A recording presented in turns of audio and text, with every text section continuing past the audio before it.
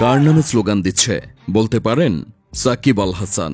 সাকিব নেই, তবুও সাকিব আছেন মানুষের মুখে মুখে, অন্তরে অন্তরে। আর তাই তো এখন বিপিএল এ এভাবেই সাকিব সাকিব সাকিব ধ্বনি তুলছে দর্শকরা। কথায় আছে, দাঁত থাকতে আমরা দাঁতের মর্যাদা বুঝি না। ঠিক এমনটাই হয়েছে বাংলাদেশের ক্রিকেট ভক্ত এবং খুদ সাকিব আল হাসানের সাথেও।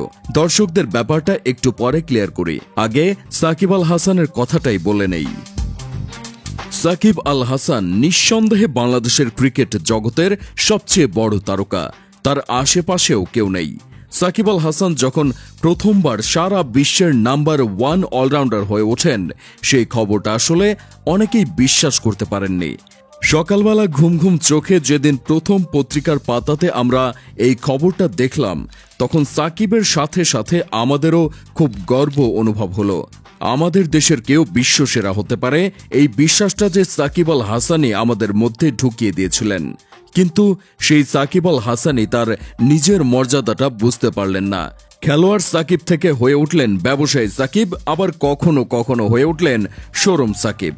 তবে তার নিজের ক্যারিয়ারের সবচেয়ে বাজে সিদ্ধান্তটা ছিল একটা রাজনৈতিক দলের সাথে তার সখ্যতা।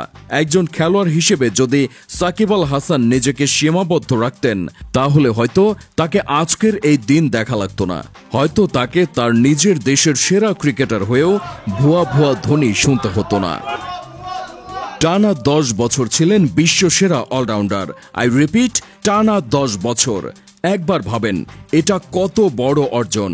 এমনকি এই বছরের জুনে আইসিসির প্রকাশিত অলরাউন্ডার তালিকাতেও আরেকবার প্রথম হয়েছিলেন সাকিব আল হাসান।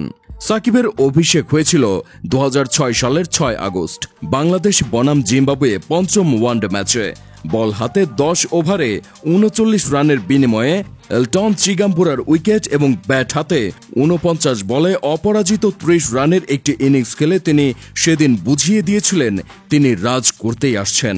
সাকিব আল হাসান বাংলাদেশে এমন একটা সময়ে এসেছিলেন যখন এই আমাদের ব্যাটসম্যানরা আসা যাওয়ার খেলায় মেতে থাকতেন।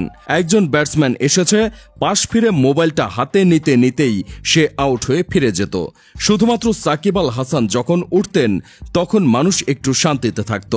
আমাদের কেউ কেউ তখন একটু গোসল করে আসতাম বা একটু চা বানিয়ে নিয়ে আসতাম, কারণ আমরা জানতাম সাকিব আল হাসান আছেন মাঠে, তিনি থাকবেন।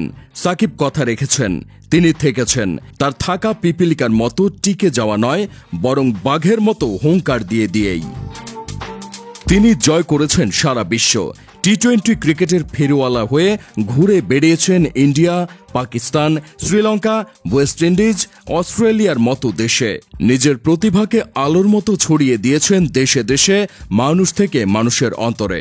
কিন্তু এই সাকিবের কি কোনো দরকার ছিল রাজনীতির সাথে জড়িয়ে যাবার? বাঙালি যেভাবে দাঁতের মর্যাদা বুঝতে পারে না, তেমনি সাকিবও আসলে নিজের মর্যাদা বুঝতে পারেননি। রাজনীতি কিংবা ব্যবসায়ী কিংবা বিজ্ঞাপন আল হাসান, যে কোনো নামের চেয়ে বাংলাদেশের ক্রিকেটার সাকিব আল হাসান পরিচয়টাই হতে পারত তার সবচেয়ে বড় পরিচয়। কিন্তু তিনি তা আর রক্ষা করতে পারলেন না। বাংলাদেশের দর্শকরাও সাকিব আল হাসান দেশে থাকতে, ক্রিকেটের সাথে থাকতে তাকে ভুয়া ভুয়া ধ্বনি শুনিয়েছেন।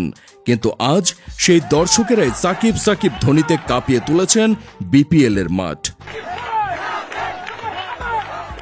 এই সাকিব সাকিব স্লোগানের পেছনে কি রহস্য লুকিয়ে আছে? সাকিবের প্রতি ভালোবাসা নাকি অন্য কিছু? সেটি অবশ্যই জানাবেন আমাদের।